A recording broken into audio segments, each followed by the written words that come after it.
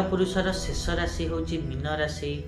सही मीन राशि व्यक्ति मानी सूर्यंकर जो राशि परिवर्तन हम 14 जनवरी 2026 रु नहीं मसे जाए ता फल जिते सब मीन राशि व्यक्ति रहिले कौन सब शुभ शुभ फल मिल आज आम ये भिडियो रे आलोचना करिबा। नमस्कार मु सुभाषिष पुनः स्वागत करुच्ची मो यूट्यूब चैनल को। आज तो आमे मीन राशि विषय आलोचना करिबा। ता पूर्व मु पूर्व वीडियो मानकरे मेषरु नहीं कि कुंभ राशि जाए सूर्यंक राशि परिवर्तन जो कौन सब फल मिल से विषय आलोचना कर सारी। जो मैंने भी से वीडियो सब देखी ना मो चैनल को जाइए देखिपारे एबे ही अपलोड होईची।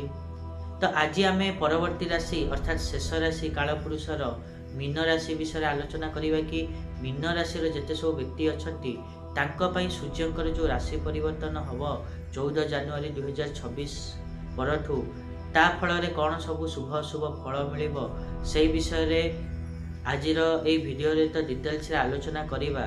ता पूर्व सबना भली गोटे रिक्वेस्ट करने चाहिए कि जो मैंने भी एजाए चैनल को सब्सक्राइब करना सब्सक्राइब करूँ आ पाख थी बेल आइकन को प्रेस करूँ जहाँद्वारा कि मुझे आगू को जहाँ भी किसी वीडियो देवी ता नोटिफिकेशन आपण मानक ठीक समय मिल जीव। एवं चैनल रो वीडियो जदि भल लगु थाए वीडियो तले हाइप ऑप्शन अच्छी हाइप मध्य दे परिवे एवं चैनल रे जॉइन है कि किसी बेनिफिट मध्य पाई परिवे। जदि आमे मीन राशि कथा कहिबा ताले मीन राशि रो जते सब व्यक्ति अछंती तांको पई सूर्य षष्ठ भावर अधिपति होई आपण मानकर एकादश भाव गोचर करिवे।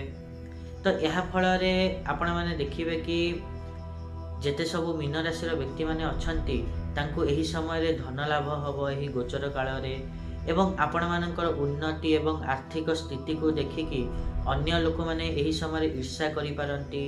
बहुत लोक आपण मानकर काम बिगाड़वा को चेष्टा करि पारंती किंतु बिगाड़ी पारिबे नाही। एवं यही समय आपण मानकर भाग्य धीरे धीरे आपण मानको साहाय्य मध्य करिवो। ता सहित आपण मानकर मित्रंक सहित बड़ भाई भौणी सहित यही समय भल तालमेल रहिबो। किंतु जदि करज नबाकू चाहूचंती बा करज दबाकू चाहूचंती ताहाले सेथिरे किछि समस्या आपण मानकु देखिया को मिली पारे एही गोचर काल रे। किंतु सुख सुविधा एही समय आपण मानकु अल्प मिलिबो। एत थिला जेते सब मीन राशि व्यक्ति अछंती तांको पई सूर्यंक गोचर किभली फल दबो ता विषय वीडियो। जदि वीडियो भल लगी थाले ताहाले निश्चित रूपे वीडियो को लाइक करंतु शेयर करंतु आ चैनल को सब्सक्राइब करिया पे तो जमा ही भूलंतुनी। आज पई एतिकी देखा नेक्स्ट वीडियो रे। रहुची नमस्कार।